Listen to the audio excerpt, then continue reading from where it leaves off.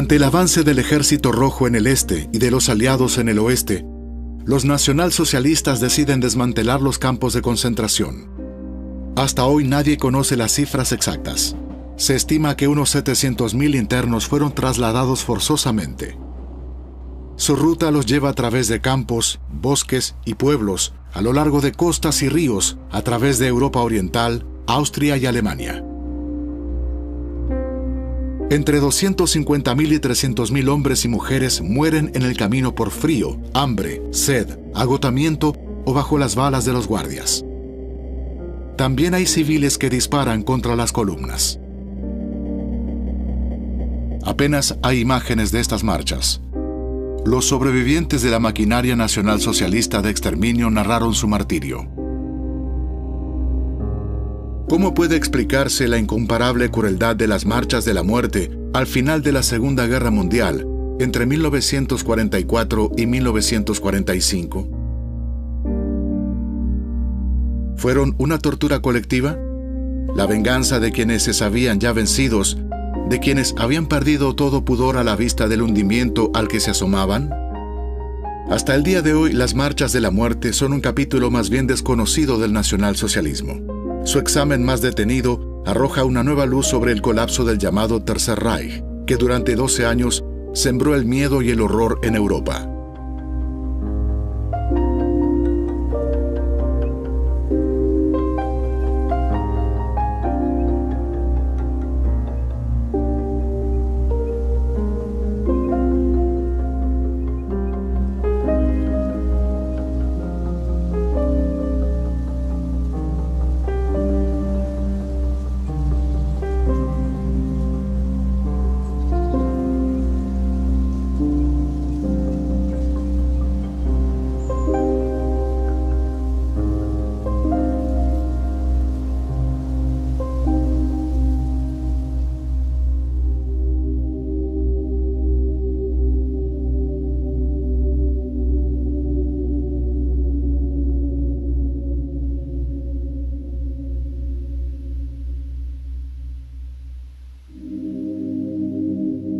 El 23 de julio de 1944, el Ejército Rojo libera el primer campo de concentración, el enorme campo de Lublin-Majdanek, en la actual Polonia.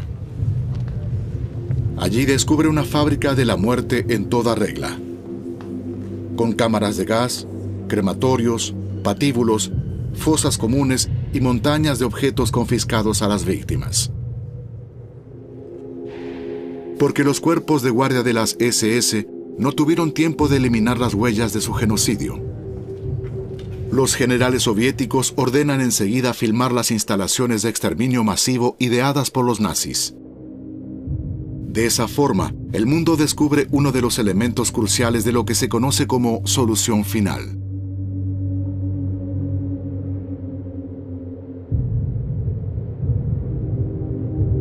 Los 15.000 prisioneros han desaparecido, quitando unos pocos cientos de enfermos e incapacitados para la marcha.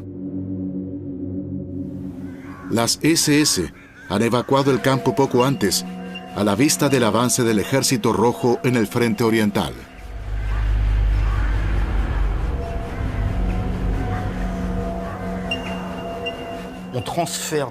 Ya en la primavera de 1944 se empezó a trasladar prisioneros de Lublin-Majdanek en varias etapas de forma más o menos ordenada, porque el frente del este se acercaba. Aún no era una evacuación completa, sino un traslado en condiciones más o menos soportables. Aunque en el proceso murieron cientos de personas, no se desarrolló de forma tan caótica.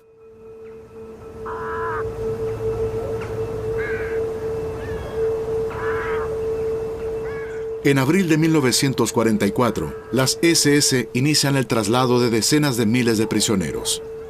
Hombres y mujeres son conducidos por la carretera que separa el campo de las afueras de la ciudad de Lublin.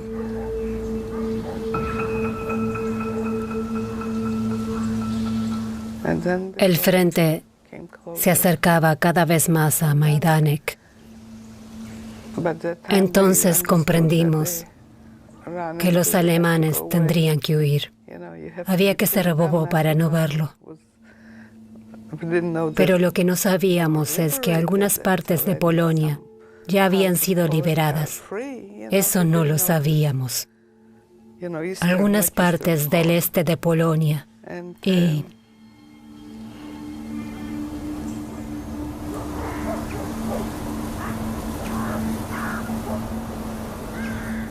nos obligaron a volver a marchar con ellos. Y esa marcha fue horrible. Hacía mucho calor, teníamos hambre, nos quemamos los pies, calor, suciedad, sed, además de los perros que caminaban junto a nosotros, porque había muchos guardias y alemanes, y nos apremiaban.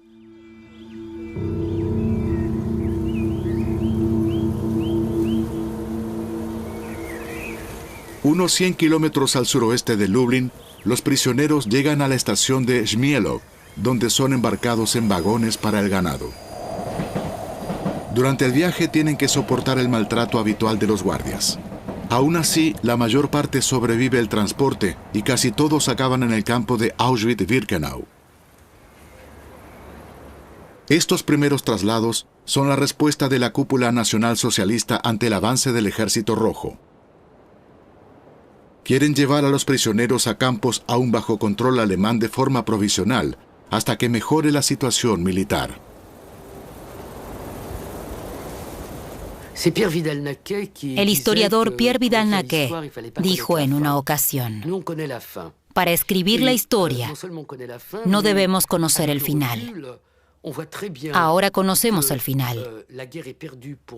E incluso en perspectiva queda claro que, tras Stalingrado, la guerra estaba perdida para Alemania. Pero la visión que hoy tenemos es lógicamente muy diferente a la que tenían las personas entonces. A lo mejor no todos, pero desde luego, muchos nazis creyeron hasta el final, hasta mayo de 1945, que podrían revertir el curso de la guerra y ganarla.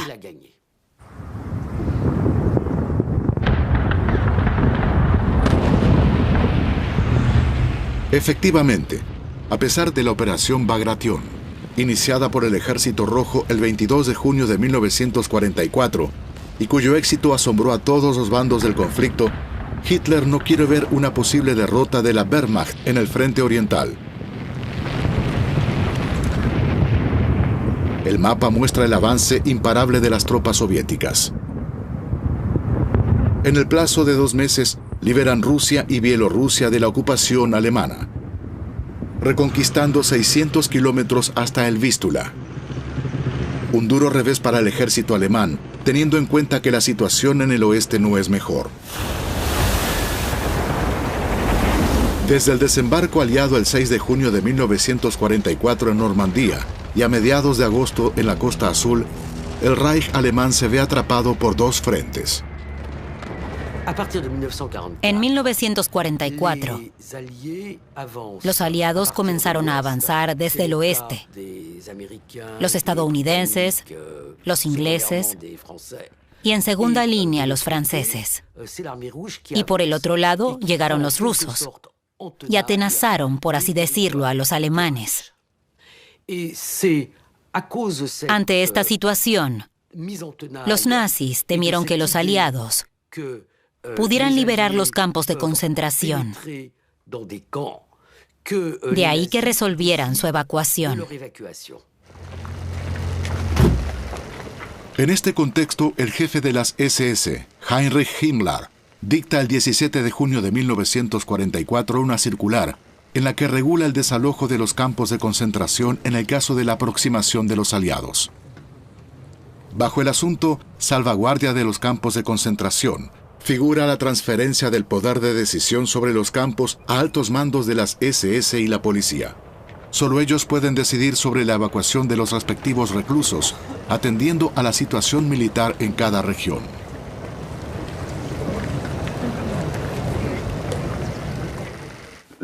El decreto de Himmler es ambiguo, como tantas otras órdenes nazis.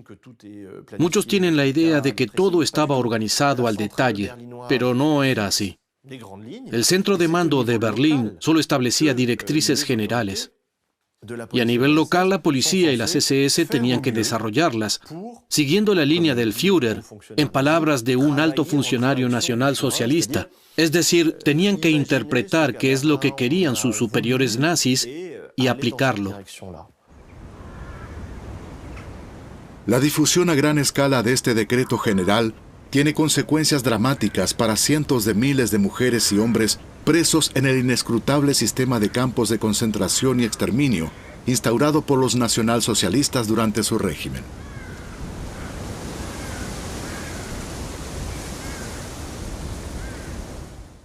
En 1944 había una intrincada red de más de 500 campos, entre ellos unos 20 campos principales, repartidos por todo el llamado Imperio Pangermánico. En ese momento comenzaron las evacuaciones. Se trasladaba a los prisioneros. Había mucho movimiento. Esos desalojos hicieron aumentar enormemente la cifra de víctimas. Los campos de concentración que fueron construidos en 1933 no estaban pensados para los judíos en absoluto.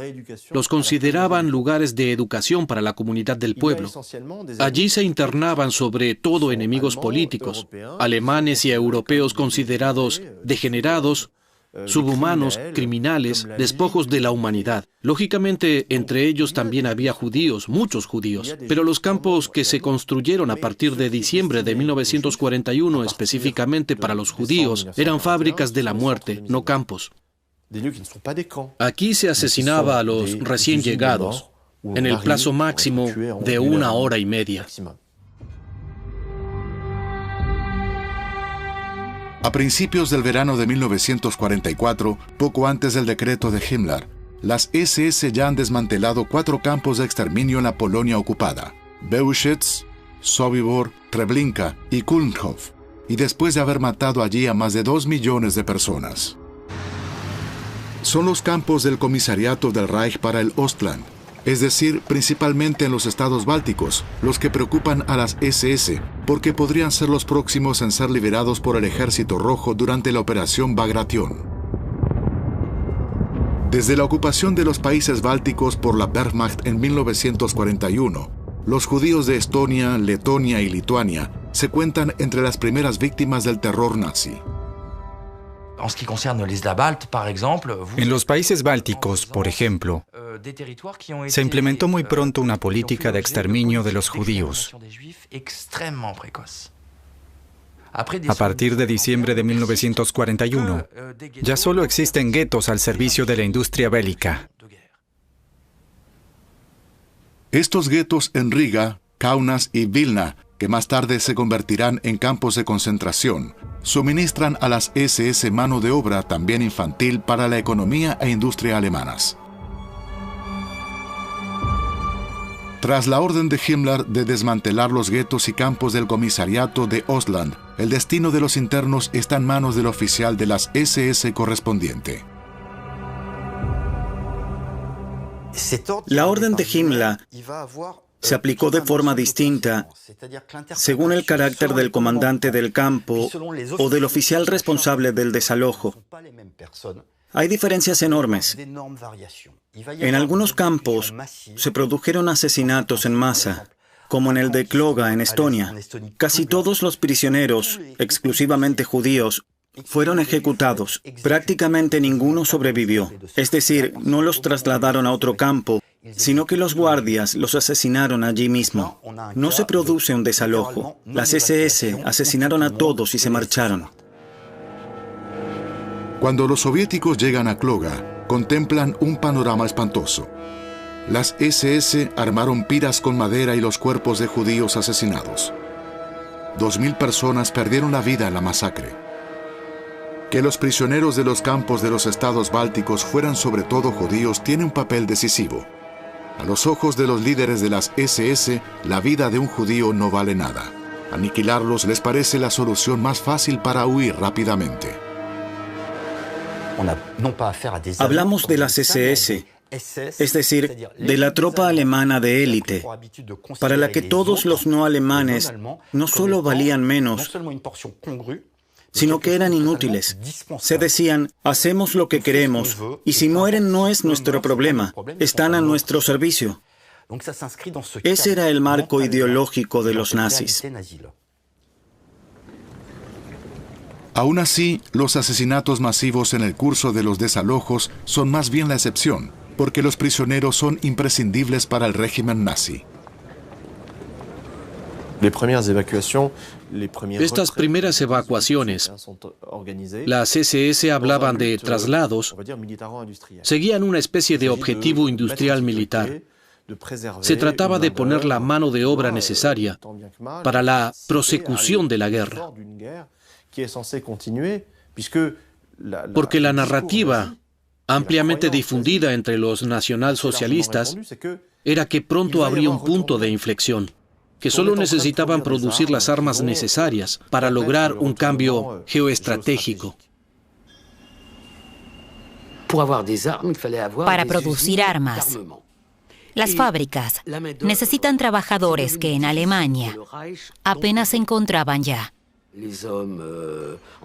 En primer lugar, porque todos los alemanes en condiciones de combatir estaban en el frente, pero sobre todo porque se habían agotado todas las otras fuentes: el servicio de trabajo del Reich, los trabajadores forzados de Ucrania y Polonia, así como el servicio de trabajo obligatorio del régimen de Vichy. Por eso tuvieron que recurrir a la fuerza de trabajo disponible, entre la que se contaban los reclusos en campos de concentración. Pocos días antes de que el Ejército Rojo cruce las fronteras de los países bálticos, se decide la evacuación de los internos. Así se esfuman las esperanzas de cientos de miles de deportados de que la creciente presión militar de los aliados occidentales y de los soviéticos lleve a su liberación. Para ellos comienza una nueva pesadilla. Fue en julio. Empezaron a evacuar el gueto. Nos dijeron que teníamos que marcharnos, porque a esas alturas ya habían decidido llevarnos en trenes de mercancías a Stutthof y Dachau, algo que lógicamente aún no sabíamos. Nos dijeron, no pueden quedarse aquí, los trasladamos a otro lugar. Nos llevaron a los trenes, todos juntos, hombres y mujeres. Tuvimos que subir a vagones para el ganado. Estaban tan llenos que no podíamos sentarnos siquiera. Solo podíamos estar de pie, apretujados. El viaje duró un día y una noche. El segundo día, el tren se detuvo de repente en plena marcha. Nos ordenaron bajar. Los hombres tuvieron que ponerse a un lado y las mujeres tuvieron que volver a subir.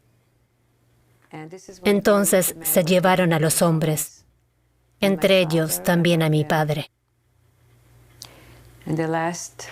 Su última mirada.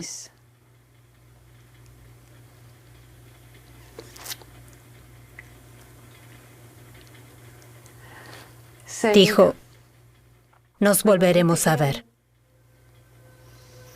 No te preocupes, me las arreglaré. Procura seguir viva. Nos volveremos a ver.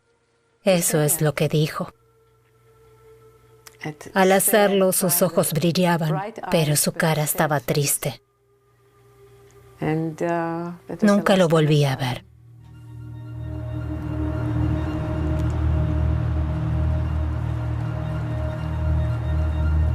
Mientras una parte de los prisioneros de los países bálticos era evacuada en trenes, varios miles fueron trasladados en barcos.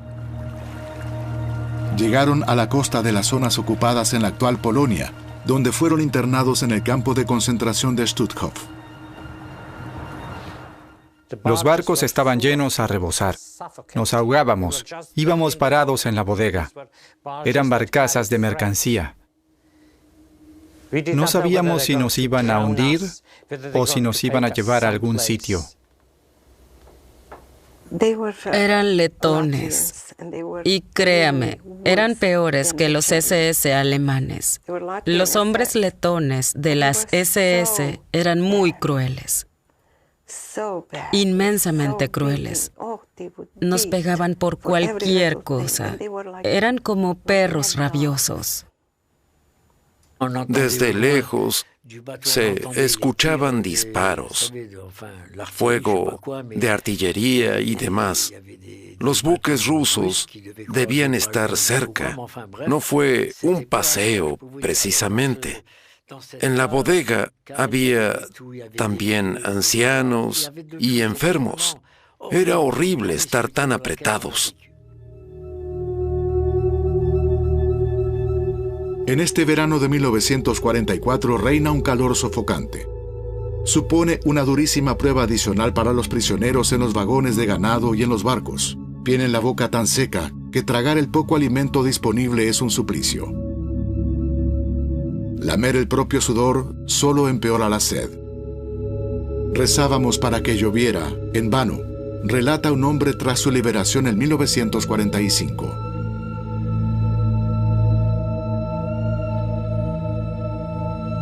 A pesar del sufrimiento infinito durante estos traslados, en los que mueren los más débiles, la mayoría de los prisioneros llegan a su nuevo campo, Stutthof o Dachau.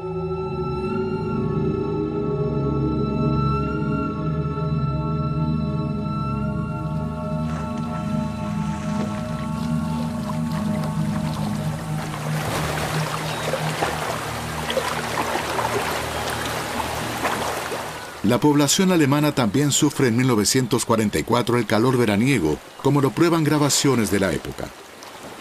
En este lago a las afueras de Múnich, cerca del campo de concentración de Dachau, padres e hijos toman un baño refrescante.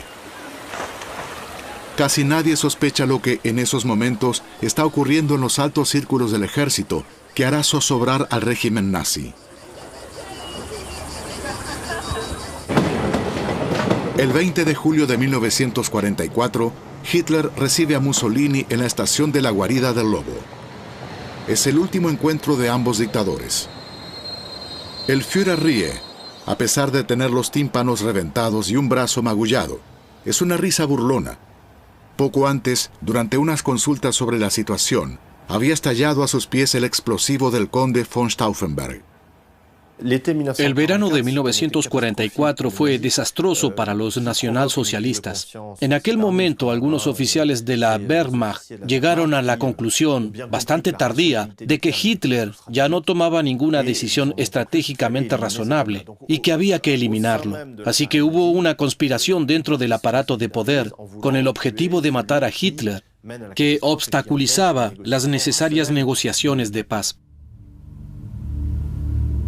La Operación Valkyria, nombre en clave del golpe de estado del conde Klaus Schenk von Stauffenberg y sus confabuladores, fracasa. Adolf Hitler sobrevive. Las negociaciones de paz con los aliados no se celebrarán nunca.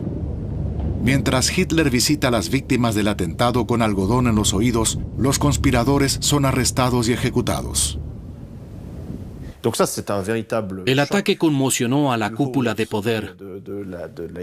Aunque no fue el primer atentado, este provenía del interior del sistema. Con la consecuencia de que, a partir del 20 de julio de 1944, Heinrich Himmler, el partidario más fiel, radical, fanático de Hitler, recibió prácticamente un poder ilimitado a todos los niveles, también en el militar. Himmler tenía la potestad de decidir sobre todo. Con la concentración del poder en el líder de las SS, se busca hacer frente a la división dentro del aparato de poder nazi. Se cierran filas en torno a Hitler, quien se asegura la lealtad del pueblo. Reforzada de esta manera, la Alemania nazi prosigue la guerra, que aún cree poder ganar.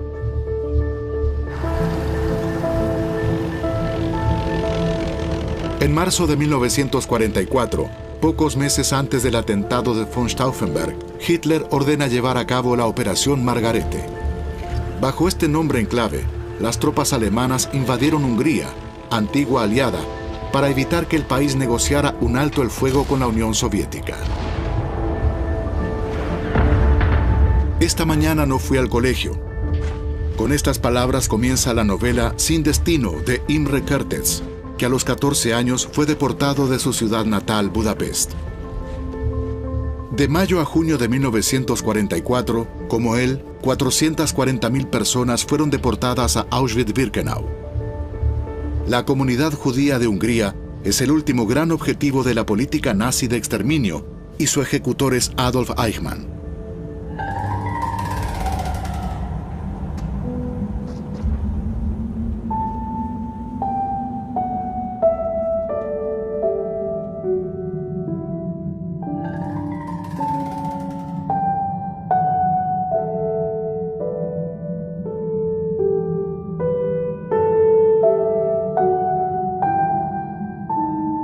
En otoño de 1944, 50.000 judíos que se habían librado de las cámaras de gas de Auschwitz atraviesan la ciudad húngara de Győr, a medio camino entre Budapest y Viena. Los prisioneros debían construir allí fortificaciones para la defensa de la ciudad.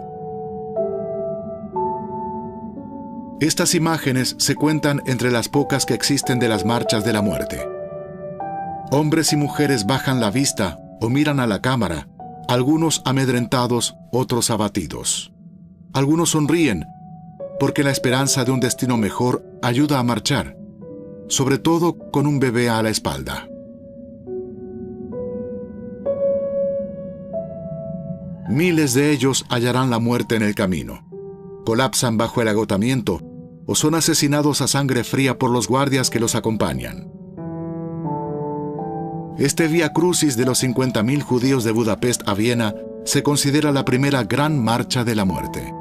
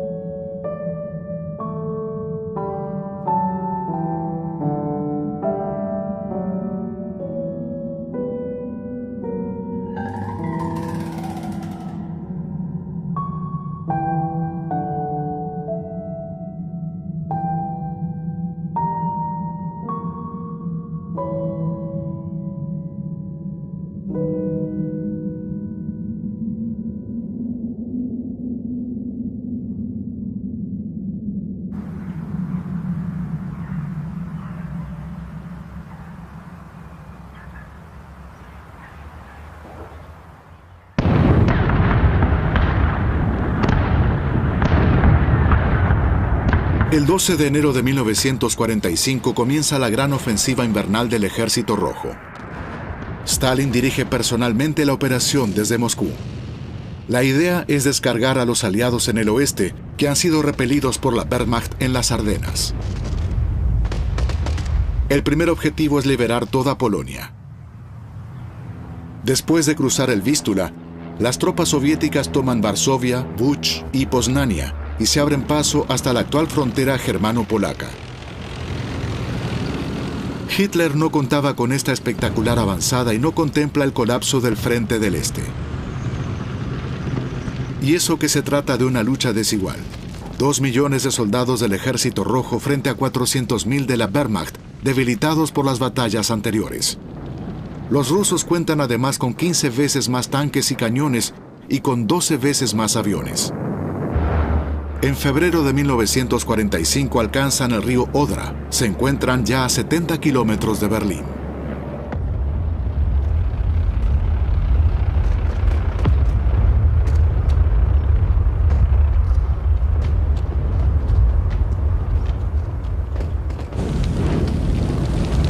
Abandonados a su suerte, 4,5 millones de alemanes de Prusia Oriental y de zonas ocupadas se ponen en camino.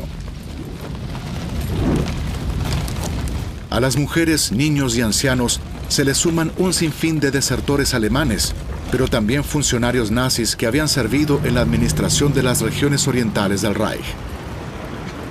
Bajo el bombardeo aliado, civiles y militares huyen precipitadamente hacia el oeste. En las ventanas cuelgan aún banderas blancas que habían de aplacar a los soldados rusos.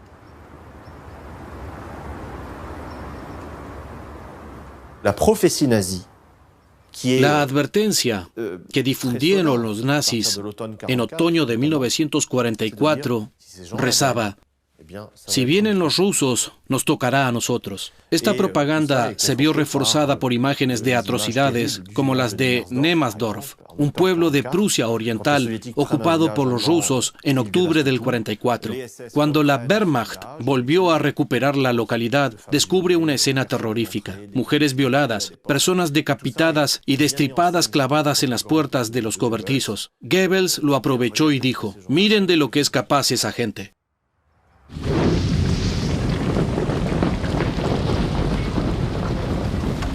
En muchos casos, la alerta sobre la presencia de soldados rusos está más que justificada. Más del 40% de los soldados soviéticos han perdido algún familiar en ataques alemanes, y su propia propaganda bélica los conmina una y otra vez a vengarse. En cuanto el Ejército Rojo cruza la frontera alemana, sus oficiales mantienen a duras penas la disciplina de sus tropas. Algunos llegan a ser asesinados por sus propios subordinados.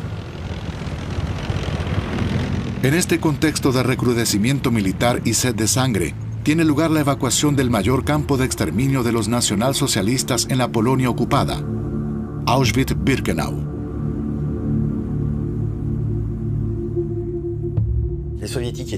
Los soviéticos se encontraban hasta entonces en Cracovia y de repente avanzaron hacia el oeste.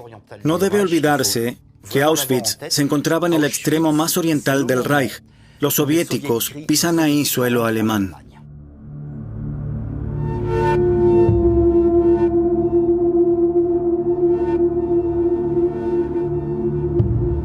A mediados de enero de 1945, el general de las Waffen-SS, Ernst Heinrich Mauser, responsable del campo de Auschwitz, recibe la orden de no dejar atrás a ninguno de los prisioneros.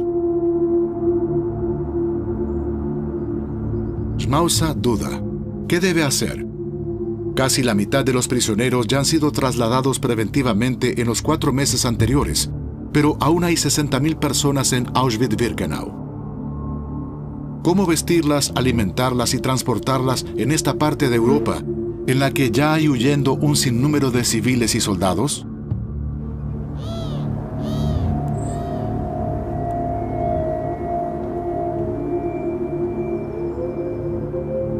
¿Qué habrán pensado los soldados soviéticos cuando el 27 de enero de 1945, a eso de las 3 de la tarde, cruzan las puertas de Auschwitz? Al pasar junto a crematorios y cámaras de gas, desmantelados o destruidos?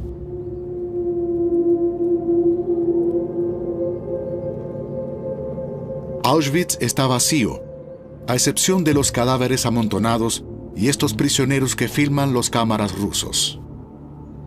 Las SS los dejaron atrás porque están demasiado débiles. Ahora son los primeros en ser liberados. Los alemanes habían desaparecido. Las torres de vigilancia estaban vacías. Escribe Primo Levi en su primer relato autobiográfico, si esto es su nombre, sobre su tiempo en el campo de concentración. No todos los prisioneros fueron enviados a las marchas de la muerte.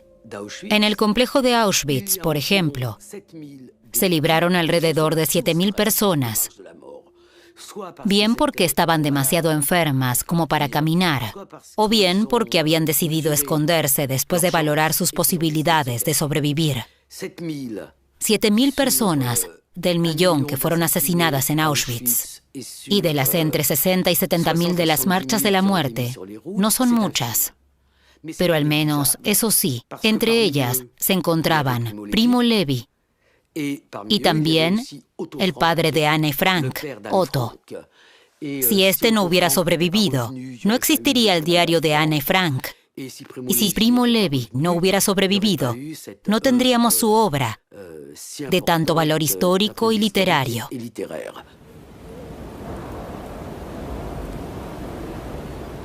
10 días antes, entre el 17 y el 21 de enero de 1945, las SS evacúan a unos 56.000 prisioneros del campo principal de Auschwitz, Auschwitz-Birkenau, y de los numerosos campos aledaños. Lo que estaba concebido como un transporte de prisioneros acaba degenerando en varias marchas de la muerte. Un completo caos. A partir de enero de 1945, las evacuaciones son extremadamente caóticas, y sobre todo en enero, bajo durísimas condiciones climáticas. Todos estos traslados de prisioneros se conocen como marchas de la muerte, pero entre ellos se cuentan tanto marchas realmente a pie, como también el transporte en vagones de mercancía a otros campos, a menudo seguido de más marchas. Es decir, hubo todo tipo de formas y combinaciones de marchas de la muerte en los campos.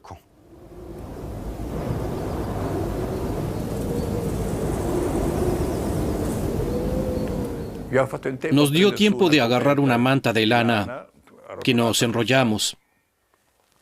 Formamos filas y a cada uno de nosotros nos dieron pan y una lata de carne. Yo llevaba además una cuchara y 2 pastillas, 2 aspirinas que había conseguido, un cepillo de dientes y nada más. Ese era mi patrimonio.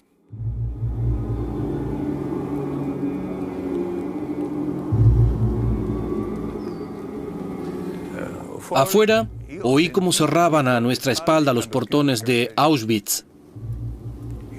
Era el 18 de enero de 1945.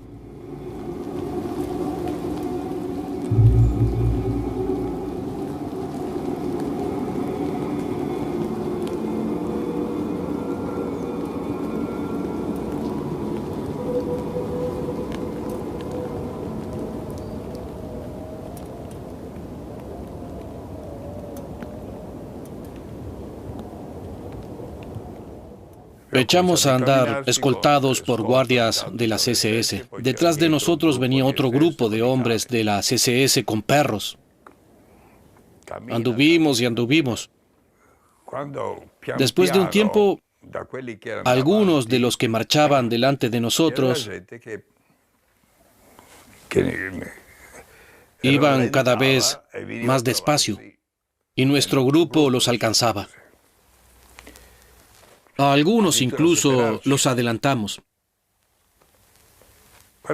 Entonces oímos primero gritos, ladridos de perros y luego disparos. Luego oímos disparos también delante nuestro. Y entonces vimos cadáveres con la cabeza reventada, tirados en la cuneta.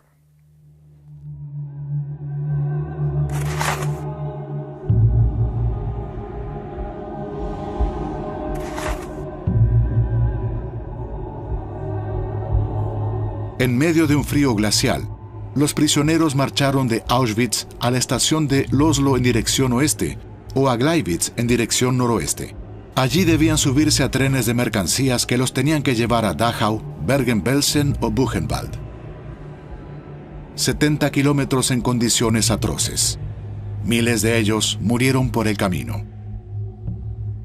Desde el primer momento, todos los que no podían caminar más o que se quedaban atrás eran eliminados de un disparo, sin piedad. No digo asesinados, digo eliminados, como si fueran ganado. Si se hubiera querido recorrer hacia atrás la espantosa marcha de la muerte desde Gleiwitz, no habría hecho falta señales. Habría bastado conseguir el reguero de cadáveres en las cunetas, la verdadera señal que llevaba de Gleiwitz a Auschwitz.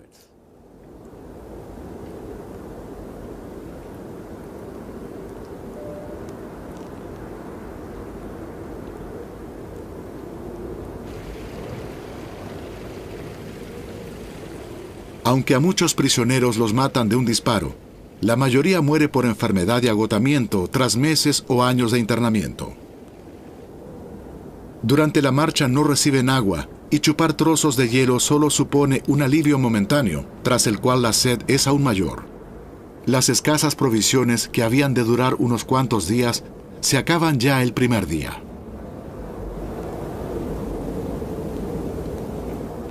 Nevaba, hacía frío, teníamos hambre y ya no podíamos más. Caminábamos como autómatas uno detrás de otro. Las fuerzas flaqueaban. Algunos hombres cayeron en la nieve. Mi padre tenía alucinaciones. Caminaba junto a mí. Lo tomé de la mano y lo sujeté, y él veía cosas por culpa del hambre o por no sé qué. No soy médico. En cualquier caso, tenía alucinaciones y en la oscuridad veía el artefacto volador de Julio Verne. Mi padre ya no tenía voluntad de vivir, estaba al límite de sus fuerzas. Me dijo, sigue tú.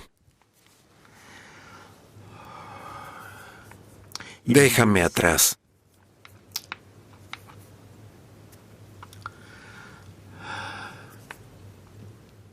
Pues eso estaba fuera de discusión. Como por milagro, un francés de entre toda la gente nos oyó hablar y me ayudó. Pusimos a mi padre entre los dos y así conseguimos llegar a Gleiwitz.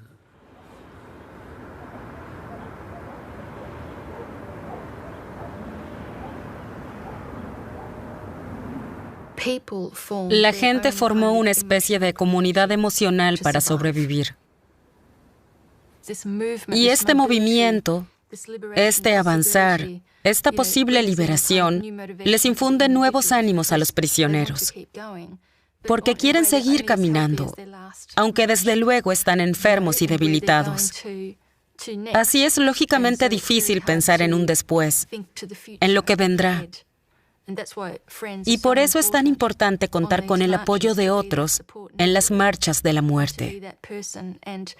Hay estudios con sobrevivientes.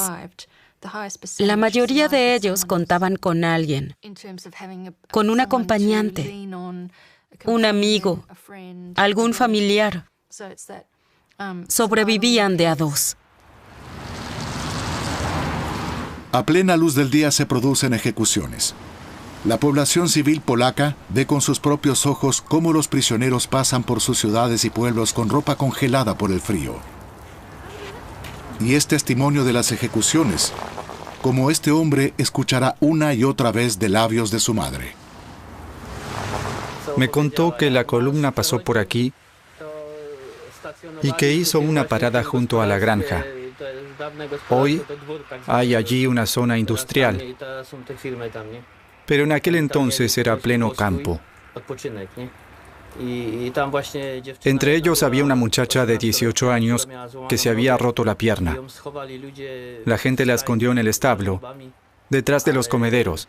Entonces llegó un alemán, hizo salir a los niños y disparó a la chica.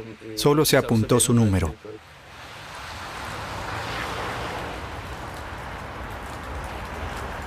Nadie sabe cuántos prisioneros hallaron la muerte en los caminos helados, en las cunetas y bosques de Polonia.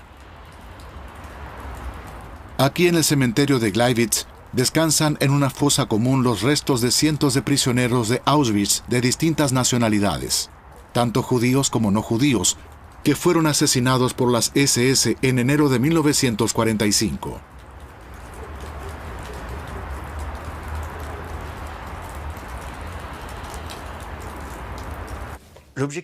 Si el objetivo de los alemanes hubiera sido matar a todos, lo habrían hecho sin vacilar.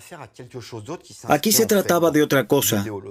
Para la ideología nazi, aquellas personas no eran más que objetos, mercancía.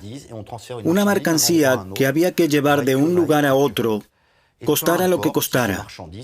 Se asumían las pérdidas y la brutalidad no tenía límites.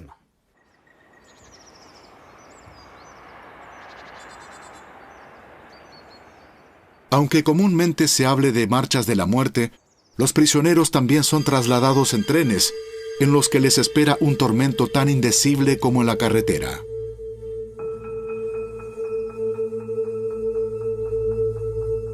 En una red ferroviaria completamente sobrecargada, rota y bombardeada por el enemigo, los vagones, pensados para mercancías y ganado y no para personas, se convierten en casas mortuorias rodantes. Esta grabación realizada de incógnito por un cámara aficionado en la actual República Checa muestra las únicas imágenes que existen del transporte de prisioneros de Auschwitz.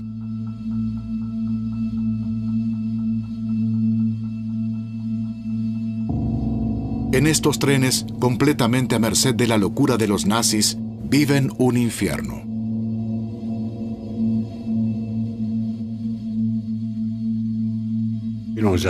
Nos encerraron en masa en vagones que normalmente transportaban hierro.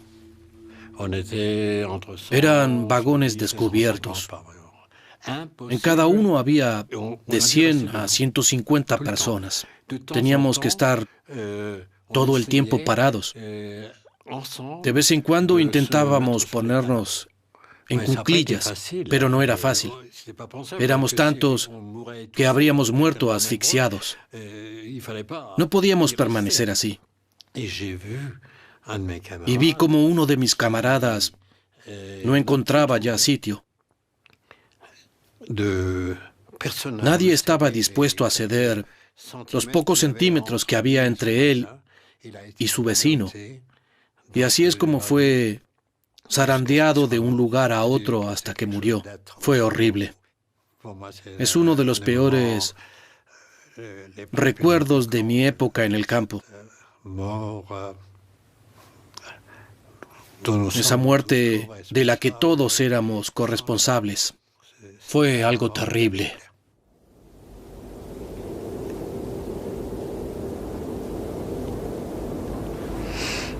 Muchos murieron en los vagones, de frío, de hambre.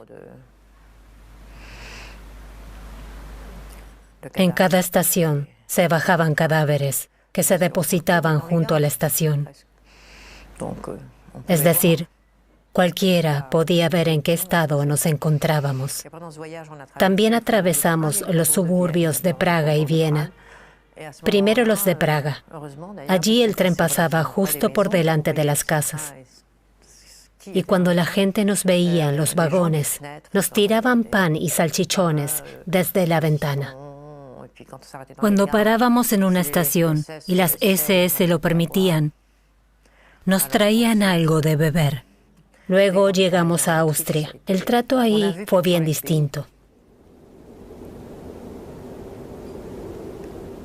A comienzos del invierno de 1945, columnas de prisioneros circulan a pie o en tren a lo largo y ancho de Europa del Este. Un gran grupo de 15.000 hombres y mujeres abandona Auschwitz en dirección al campo de Gross-Rosen, al que llegan tras 12 espantosas jornadas caminando.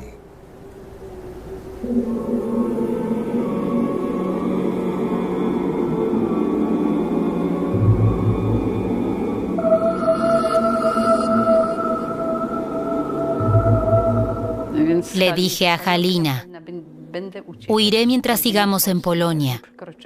No cruzaré la frontera pase lo que pase. Si logramos salvarnos, será en nuestro país.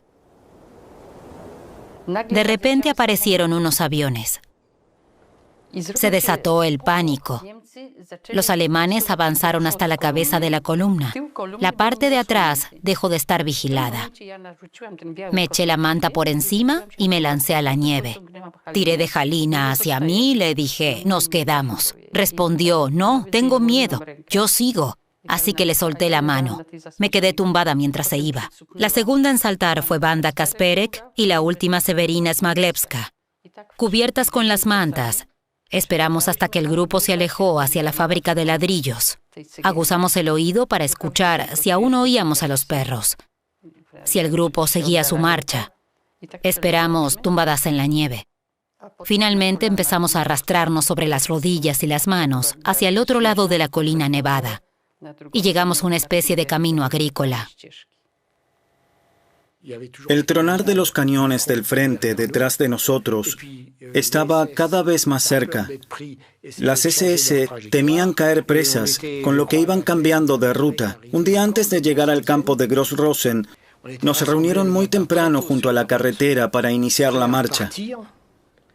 En esto, llegaron los campesinos del pueblo con sus carretas y descargaron ollas con papas cocidas. Los deportados de la primera fila estaban parados delante de las ollas. Estaban tan hambrientos que se precipitaron sobre las papas. Se formó un tumulto. Los guardias de las SS estaban tan desbordados por la situación que empezaron a disparar como locos. Fue abominable. La nieve se volvió roja por la sangre, las papas también. Nuestros compañeros estaban descuartizados entre las papas. Retiramos los cadáveres de los baleados y nos comimos igualmente las papas porque teníamos demasiada hambre. Cuando llegamos al campo de Gross-Rosen, nos contaron en la entrada. Más de 800 camaradas habían muerto, baleados o de agotamiento. En 12 días habíamos perdido más de 800 camaradas. Que el campo de Gross-Rosen se convirtiera en el destino de miles de prisioneros de los campos evacuados más al este solo se debe a su ubicación geográfica en la ruta occidental polaca, a unos 300 kilómetros de Auschwitz. Casi 77.000 deportados acaban en un campo completamente abarrotado, en condiciones infrahumanas. En este último invierno de la guerra, se ven hacinados en barracones sin puertas ni ventanas, sin letrinas ni lugares para el aseo. Durante el día deambulan entre la nieve, el fango y los excrementos. Por la noche duermen de rodillas porque no hay lugar para tumbarse. Mientras los deportados intentan sobrevivir, la cúpula de las SS organiza la vuelta a casa de todos los que ya no se necesitan en los territorios orientales, prácticamente perdidos. Muchas familias ya se han marchado en auto a Alemania. Ahora les sigue el personal, al que este oficial agradece su fiel servicio. Aunque solo les quede un tiro de caballos para viajar, enfundados en sus abrigos, el frío no les quita el buen humor.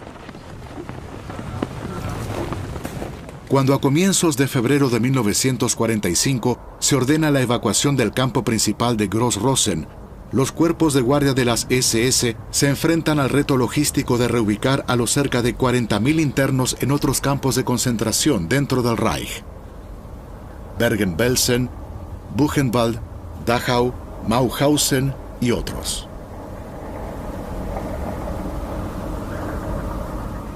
Nos quedamos 3 o 4 días en este campo. Un día nos reunieron, recibimos algo de provisiones y nos subieron a vagones abiertos. En cuanto el tren tomó velocidad, el frío se intensificó. Viajamos durante 4 días y 4 noches en unas condiciones espantosas. Muchos murieron de agotamiento. Me refugié en una esquina del vagón con mi hermano y varios amigos. Habíamos formado un muro con los cadáveres para protegernos del viento. Así es como viajamos.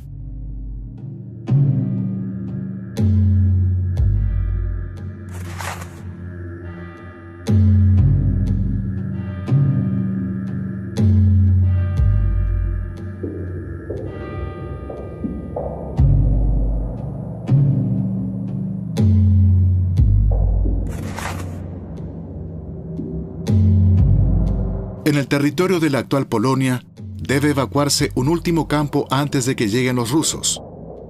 El de Stutthof, junto al mar Báltico. El comandante del campo, Paul Bernhard Hoppe, ha planeado todo al detalle. La ruta, el abastecimiento, la vigilancia. Incluso qué hacer con los prisioneros que no sobrevivan a la marcha. Recomienda acumular los cadáveres y enterrarlos todos juntos.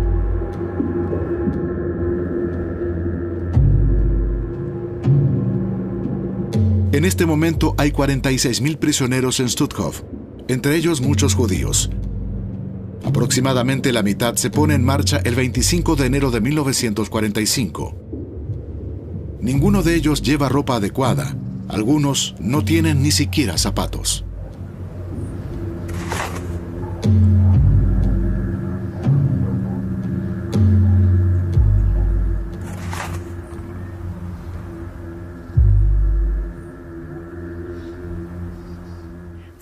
Estábamos formados en fila, como siempre, para ir al trabajo. Como no poseíamos objetos personales, dijeron simplemente, ¿tienen su manta y su escudilla? Abandonamos el campo ahora mismo. Nadie nos dijo a dónde nos dirigíamos. Solo nos dijeron que había que evacuar el campo. Así es como empezó nuestra marcha de la muerte. Así es como la llamamos, los prisioneros ya entonces. Como yo era la más joven, mi hermana me dio sus zapatos. Era enero y hacía frío. Estaba todo nevado. Ella se cubrió los pies con trapos de una vieja manta que troceó. Entonces emprendimos el camino. Se convirtió en una marcha de la muerte. Anduvimos sin parar. Vi a una amiga mía con su pequeño abrigo de piel artificial. Murió congelada ante nuestros ojos.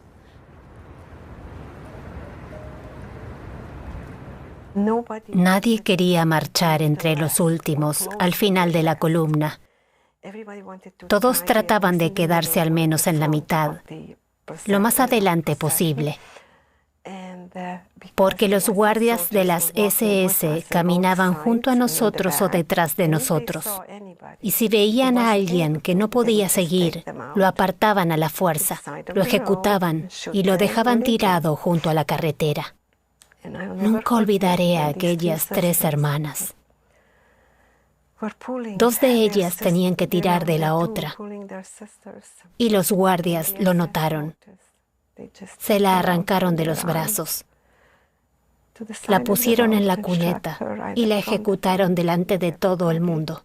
Luego tuvimos que seguir.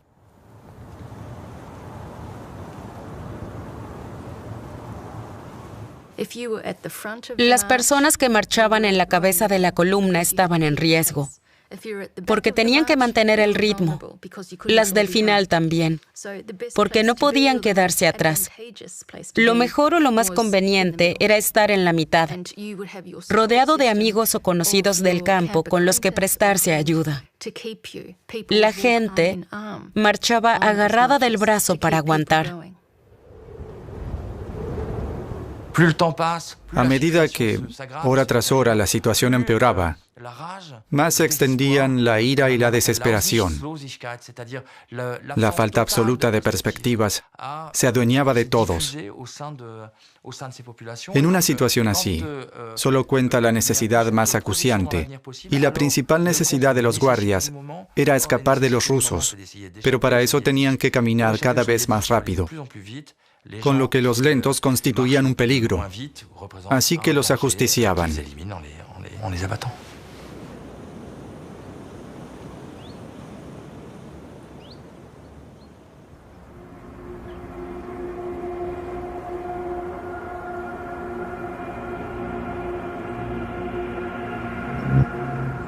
Dado el gran número de campos principales y auxiliares en la Polonia ocupada, la evacuación que comenzó en enero de 1945 se prolongó todo el invierno. Los guardias que guiaban las columnas de prisioneros comenzaron a ejecutar de forma arbitraria a grupos cada vez más grandes.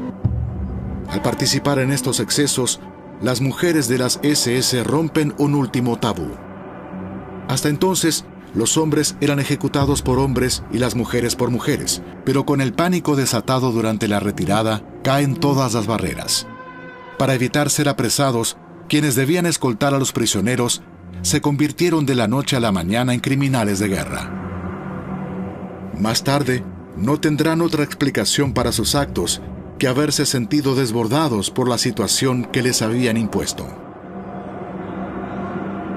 Un caso tristemente significativo a este respecto es el destino de las mujeres del campo auxiliar de Stutthof, que llegan durante su marcha al pequeño municipio de Palmniken, a orillas del mar Báltico. Cuando el 27 de enero de 1945 atraviesan la localidad 3.000 prisioneras, la mayoría judías, hace un frío glacial.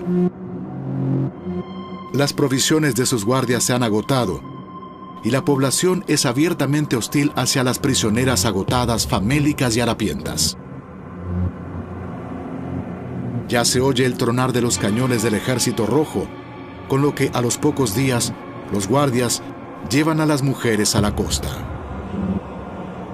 Una sobreviviente escribe sobre esta masacre. A altas horas de la noche llegamos al mar. Nos condujeron hasta un acantilado que se elevaba sobre el Báltico. Los hombres disparaban desde ambos lados con metralletas contra la multitud mientras avanzábamos. Cuando volví a abrir los ojos me encontré sobre una lengua helada de tierra, junto a un mar rugiente y rodeada de montañas de cadáveres. Solo 200 mujeres sobreviven a la masacre de Palmniken para contarla.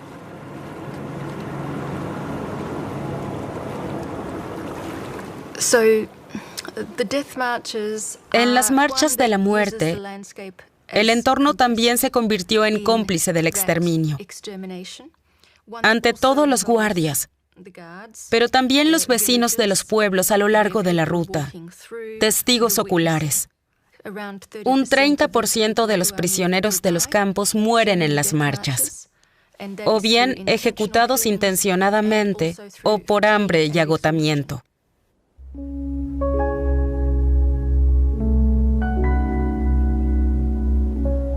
De los 150.000 prisioneros considerados aptos para trabajar, sacados a la fuerza de Auschwitz, Gross-Rosen y Stutthof y obligados a marchar por orden de Himmler, ¿cuántos no sobrevivieron? No hay cifras exactas de víctimas de las marchas de la muerte, pero se calcula que entre al menos un cuarto y un tercio de las mujeres y hombres que sufrieron estos traslados infernales murieron en ellos.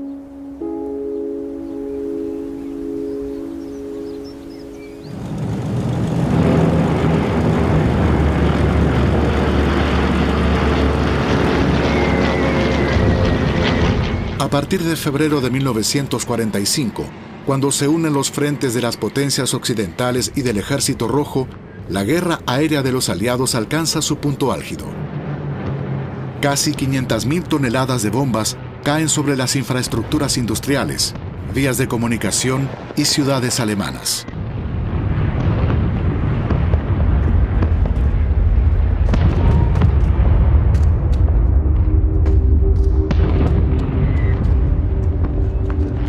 En la noche del 13 al 14 de febrero, intensos bombardeos aéreos destruyen el centro histórico de la bella Dresde, apodada la Florencia del Elba. 25.000 de sus vecinos mueren, y la ciudad incendiada se convierte en símbolo del hundimiento de un país.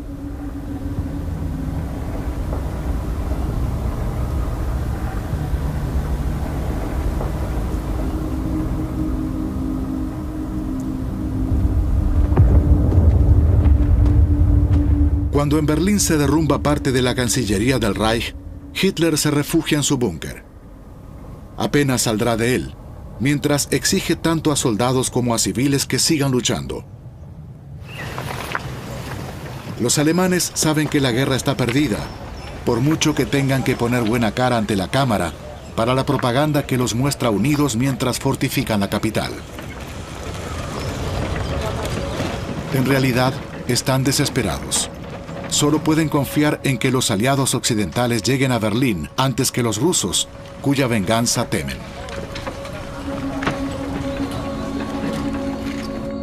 A este país completamente devastado llegan ahora cientos de miles de deportados del este, que son repartidos en los campos de concentración en suelo alemán.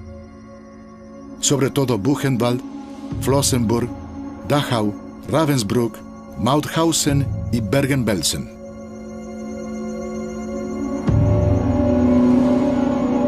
De acuerdo con las órdenes de Himmler, los detenidos repatriados deben ser empleados en la industria armamentística del Reich alemán. Porque a pesar de la escasez de material y de los bombardeos aliados, la producción no se detiene. La industria alemana podía suministrar fuerza de trabajo de los campos de concentración por una módica suma de dinero. Ese es el sueño de cualquier gerente. Porque la ley de bronce de los salarios de Lassalle, retomada por Marx, establece que el sueldo puede rebajarse hasta el mínimo de subsistencia que permita aún la renovación de la mano de obra, pero la industria alemana ya no tenía que observarla, dado que las SS ponían a su disposición un relevo incesante de trabajadores. La industria alemana se benefició en dinero contante y sonante.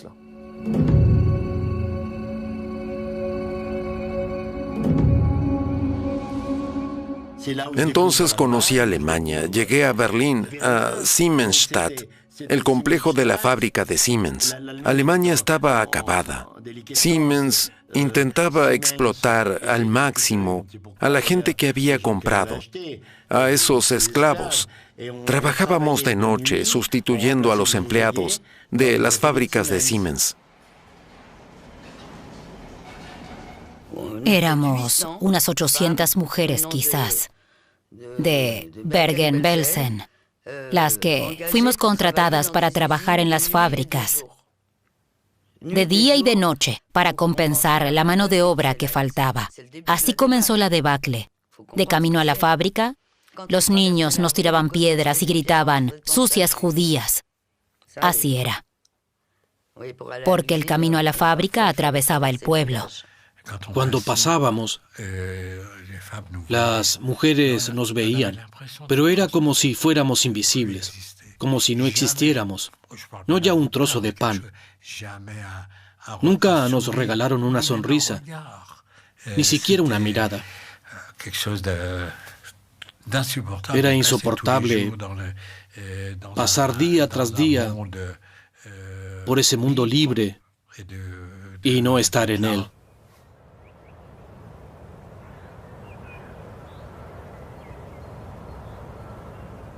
La llegada de deportados del este hace explotar la cifra de prisioneros en los campos de concentración dentro de Alemania. No hay ni alimentos ni alojamiento y la larga marcha ha dejado huellas. Las tasas de enfermedad y de mortandad alcanzan niveles récord.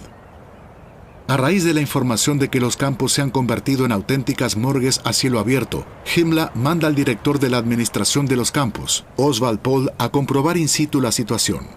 A su lado, Rudolf Hess, antiguo comandante del campo de Auschwitz y responsable del exterminio. A mediados de marzo de 1945, su gira de inspección revela la terrible insalubridad en la que intentan sobrevivir los prisioneros.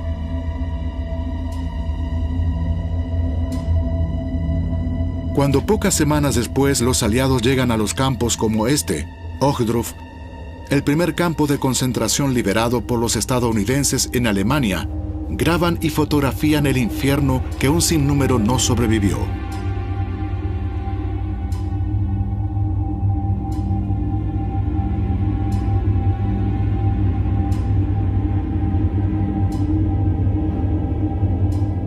En Buchenwald mueren entre enero y marzo de 1945 más internos que la suma de los 2 años anteriores.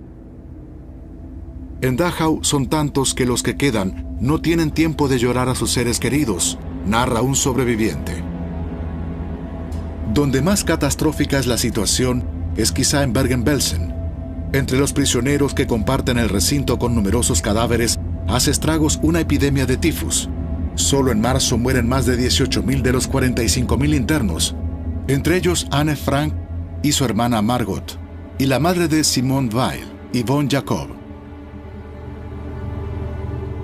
Por esta situación incontrolable, Bergen-Belsen es uno de los pocos campos de concentración en Alemania que las SS no habían evacuado.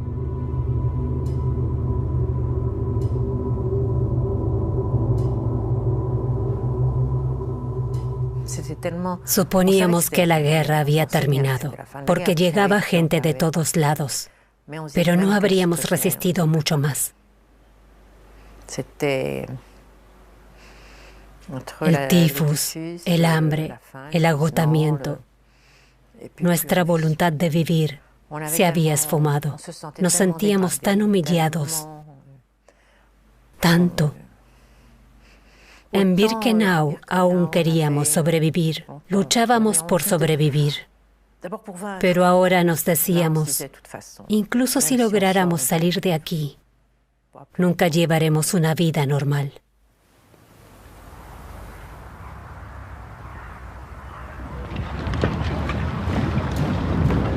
A mediados de febrero de 1945, los soviéticos cruzan el Odra en el este y los aliados el Rin en el oeste. Regimientos completos del ejército alemán caen presos. La derrota es solo cuestión de semanas. En este ambiente de declive, Himmler lleva meses intentando, con el máximo secreto, presentarse a los aliados como alguien poderoso, responsable y práctico. La élite nazi piensa de forma pragmática y quiere salvar el pellejo.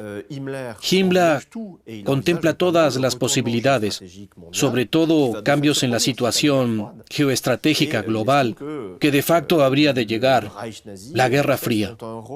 Cree firmemente que el Tercer Reich y las SS jugarán un papel en este nuevo mapa mundial.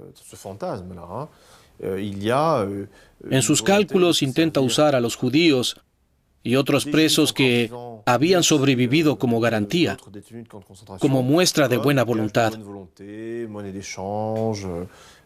No solo para propiciar un diálogo amistoso con Occidente, sino también para conseguir medios. Cuiden de estos judíos y trátenlos bien. Son mi mejor capital. Cuentan que le dijo Himmler a Franz Ziereis, comandante del campo de Mauthausen. Para no perder este capital, el líder de las SS decide evacuar todos los campos ante el avance constante de las tropas aliadas y soviéticas en la primavera de 1945. Para los prisioneros que ya sueñan con su liberación, las marchas, cuyos riesgos todos conocen, se convierten en la última dura prueba. Fuera del campo de concentración, el peligro aumentaba y acechaba por todas partes. El paisaje, la carretera, los campos, los lugares donde duermen, los otros prisioneros. Todo era incierto. El campo, en cambio, era un terreno conocido en el que sabían manejarse. Si lo abandonaban, ingresaban en lo desconocido. Todos aquellos que aún son mínimamente capaces de caminar son trasladados a pie, en barcos o trenes. Pero el estado catastrófico de las carreteras y las vías férreas ralentizan el transporte de forma dramática. El destino de un tren que parte el 7 de abril de 1945 de Buchenwald y que los aliados descubren al liberar el campo de Dachau, sacude a la opinión pública. Ce train que l'on a retrouvé en gare de Dachau conduisait dans ce camp atroce des déportés amenés de Buchenwald. Au cours d'un voyage de 10 jours, sans nourriture et sans eau, 600 malheureux sont morts. Les nazis, dans le désordre de leur déroute, trouvaient encore le temps de faire rouler sur leur dernier rail ces trains qui étaient déjà des cimetières.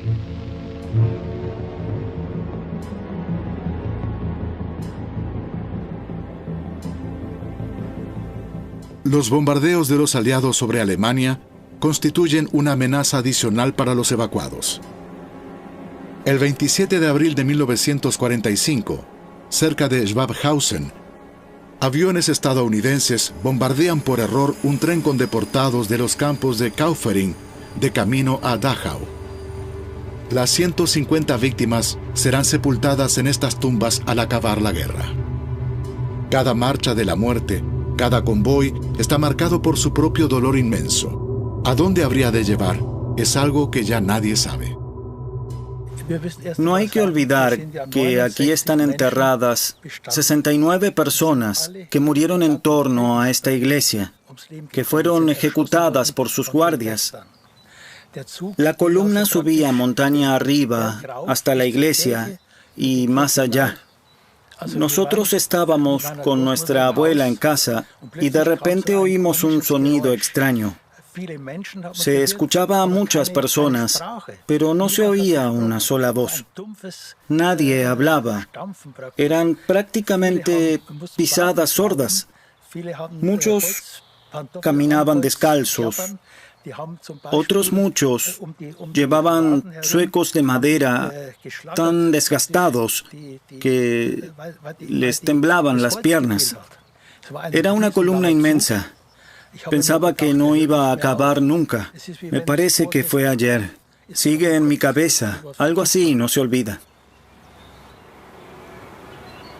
Como ya ocurriera en el verano de 1944 en los países bálticos y en el invierno del 44 al 45 en Polonia, el destino de los prisioneros vuelve a estar ahora en manos de los cuerpos de las SS que escoltan esos convoyes. Pero en Austria y en Alemania se suman civiles a la guardia de las SS y participan en la locura asesina de los últimos días de la guerra. Ich schwöre bei Gott diesen heiligen Eid.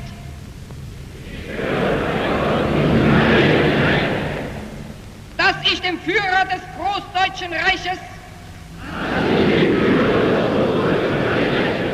Adolf Hitler La participación de la población civil en esta ola criminal se remonta a la formación de las fuerzas populares de asalto, el Volkssturm. En la primavera de 1944, se llevó a la práctica con Joseph Goebbels, líder de distrito en Berlín y ministro de propaganda, la idea de la movilización total de la población alemana al servicio de la guerra.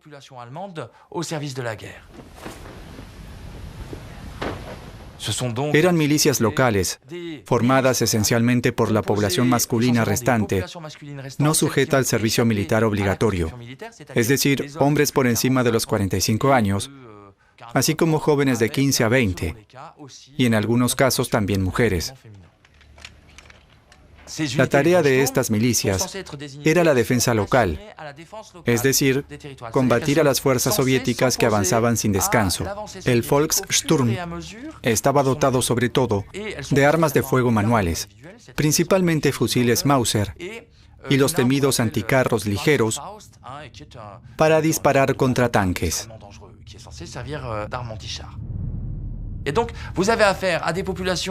En el fondo, se trataba de civiles aterrados o desesperados.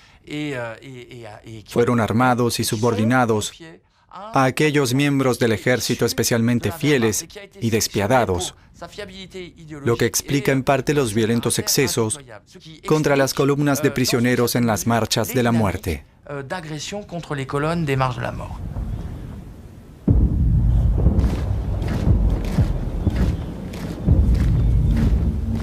Con estas milicias populares, los crímenes violentos cometidos contra las marchas de la muerte del Tercer Reich alcanzan un triste récord.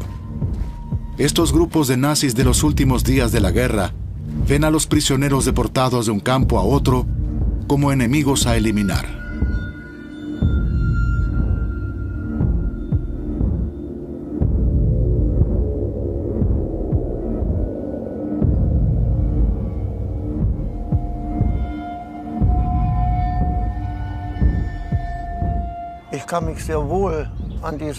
Recuerdo muy bien lo que sucedió, porque yo tenía 13 años. Fue el 5 de abril, cuando llegó una tercera columna de la que escaparon 12 prisioneros. Unos nazis y varios simpatizantes del lugar los capturaron.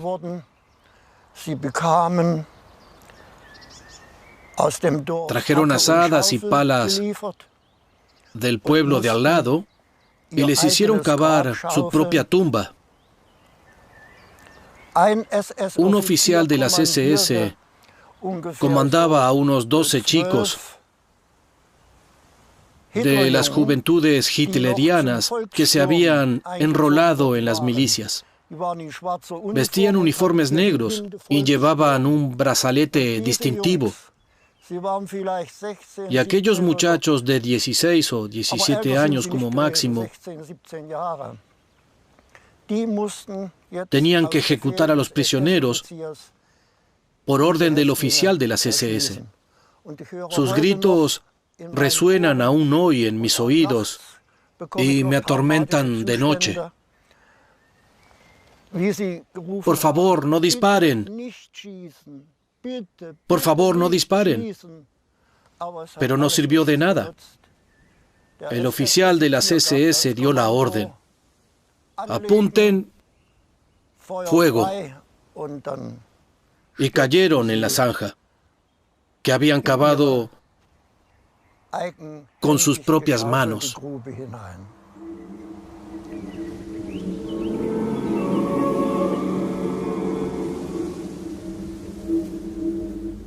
En todo el país, los prisioneros pueden ser ejecutados en cualquier momento por la orden arbitraria del líder de una columna, de una autoridad local o de la población.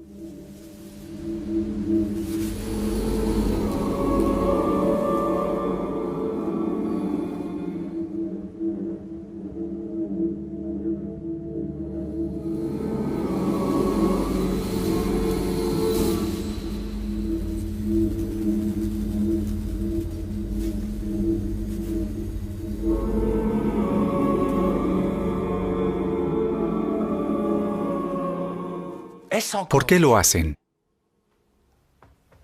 ¿Por qué creen que no es asesinar cuando se trata de un ser que ya no presenta rasgos humanos? Porque ya no son solo sombras de sí mismos, extenuados, medio desnudos, despojados de cualquier rasgo humano. El filósofo Emmanuel Levinas nos recuerda la importancia del semblante, y el historiador Georges Mousset la de la vestimenta. Pero esos pijamas rayados, ¿son realmente ropa? No lo creo. Y así es como los esbirros civiles nazis estigmatizan a estos seres, a estas sombras de sí mismos, primero como enemigos, pero indicando al mismo tiempo que están más allá de todo lo humano, de manera que no sería un asesinato. Estos asesinatos en masa reflejan el ambiente que reina entre parte de la población. Pero no todos piensan igual. En otros lugares, la gente les lanza alimentos o mantas o les trae agua a los prisioneros. Unos pocos esconden a los que logran huir. Pero en la mayoría de los casos, las siluetas famélicas que cruzan Austria y Alemania se observan con pánico o con indiferencia. Hay muy pocas fotografías de las marchas de la muerte, tomadas por testigos anónimos, cuyos motivos nunca sabremos. Todas esas fotos tienen algo en común. Fueron tomadas a escondidas, desde lejos o desde un escondite, lo que significa que los fotógrafos no eran participantes activos, es decir, no eran guardias, ni espectadores apostados junto a la carretera, sino testigos mudos que querían registrar los acontecimientos.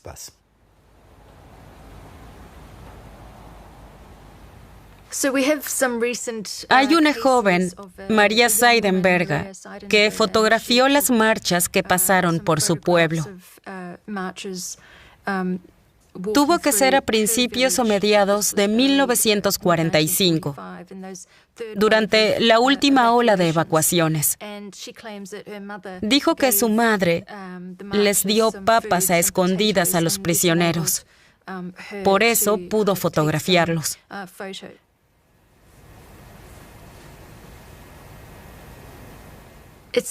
Es muy difícil conseguir material de archivo de las marchas de la muerte, porque la gente aún se resiste a manifestarse.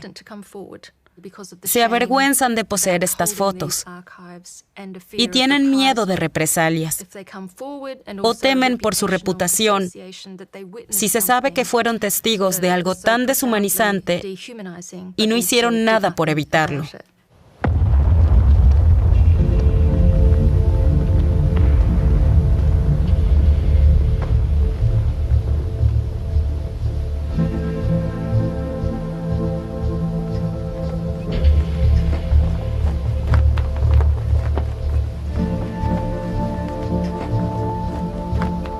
Hitler había prohibido estrictamente negociar con los aliados. Tras su suicidio el 30 de abril de 1945, se inician conversaciones y negociaciones con los aliados que duran una semana, hasta que en la noche del 6 al 7 de mayo en Reims y del 7 al 8 en Karlshorst se firma la capitulación total. Pero la guerra y el dolor se prolongan una semana más. En esta última fase pende sobre la esperanza de la liberación el miedo a morir aún de un disparo o por las bombas. Una sobreviviente anota el 3 de mayo de 1945. Nuestra liberación está tan cerca, parece increíble. La idea de morir en el último minuto lo hace aún más insoportable. Una deportada lituana se topa con un compatriota que se había enrolado voluntariamente en el cuerpo de las SS que escolta su columna. ¿Quién puede estar más tranquilo? ¿La mujer que tiene la esperanza de ser liberada? ¿O el esbirro que ignora qué es lo que pasará tras la guerra?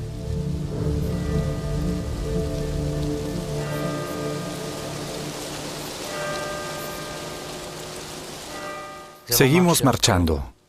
¿Durante cuánto tiempo? ¿8 días? Ya no lo sé. Y llegó el 1 de mayo. Una linda mañana. Nos despertamos. Por la noche nos llevaban siempre a un prado. Nos despertamos y los guardias ya no estaban. Corrí de un lado para otro. Ya no había alemanes. Se habían marchado. Corrí como poseído hacia mi padre. Los alemanes se fueron, se acabó. Mi padre tenía disentería. Apenas podía expresar su alegría. Fui corriendo al pueblo que había cerca y me atreví a acercarme a una granja. Cuando sus habitantes vieron llegar a este tipo, a este esqueleto con traje a rayas, me dieron de todo para comer. Papas, carne y otras cosas. Volví corriendo lleno de alegría. Comimos, hicimos un fuego y demás. De repente apareció un auto a lo lejos. Nos entró miedo. ¿Quién sería? El auto se acercó y paró. Era un oficial ruso. Echamos a andar. Éramos 5, solas por Alemania. De repente apareció a lo lejos un soldado. Yo dije, Sabine, estos no son alemanes, son aliados. Y ella me dijo, vamos, acerquémonos. Llegamos hasta donde estaban. Había un soldado parado con una metralleta. Tras él, su jeep, el primer jeep que veía. Nos pregunta, ¿polacas, rusas, francesas? Francesas. A lo que respondió, todas las francesas están en Alemania de forma voluntaria. Y yo, ¿cómo? Sabine, que podría haber sido mi madre, dijo, aunque el resto de los deportados tenga papeles, nosotras no. O sea, que están de forma voluntaria. Yo le mostré mi número. ¿No le valen estos papeles? Él preguntó en yiddish, ¿son judías? Era una división de judíos estadounidenses que querían vengar a sus familias en Europa.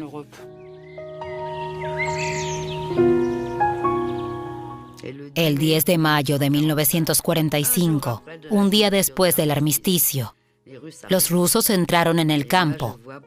Por la ventana de mi barracón, vi a un hombre sobre una motocicleta con una bandera roja, pero era demasiado tarde. No sentimos alegría alguna por la liberación. Estábamos en las últimas, 3 o 4 meses más y nadie de nosotros habría regresado.